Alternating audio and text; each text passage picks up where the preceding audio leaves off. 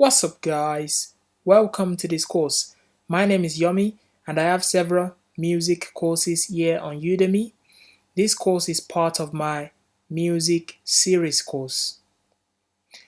I have a course that is called How to Play Piano Go from a Beginner/Intermediate to a Pro. So that course takes you from a beginner to an advanced level on the piano. And I have a course that can be seen as the part 2 of that course that is called Intermediate to Advanced Piano Course Become a Top Pianist. And I also have another course that is called How to Create Unique/Colorful Piano Chord Progressions. And I also have another course that is called How to Compose Beautiful and Catchy Melodies on the Piano. And I have two other courses that are called, the first one is Train Your Ears to Recognize Scale Degrees and a Song's Key, and the other one is Learn to Read and Write Music to Play Piano and More Instruments. So all these courses are part of my music series courses, and this course is called How to Use Slash Chords to Create Unique Sounds and Basslines. So in this course, we are going to learn about how you can use slash chords to create unique chord progressions and to create unique sounds on the piano. Slash chords are very powerful. You can use slash chords to create different bass lines. You can use slash chords to create bass lines that walks up in an ascending way, and you can also use slash chords to create bass lines that walks down in a descending way.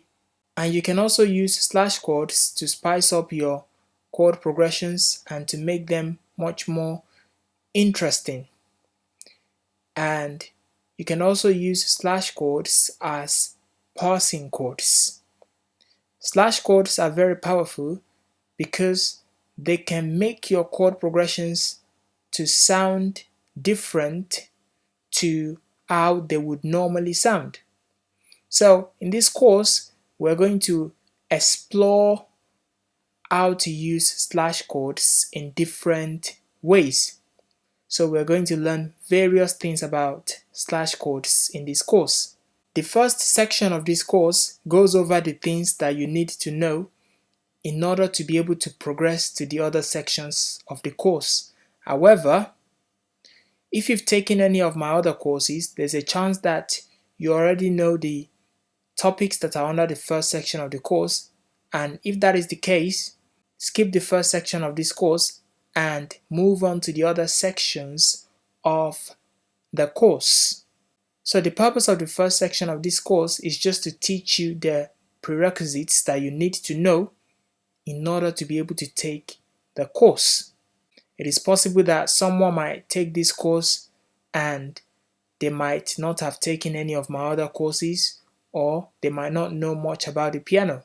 So therefore, that is why the first section of this course has to be there.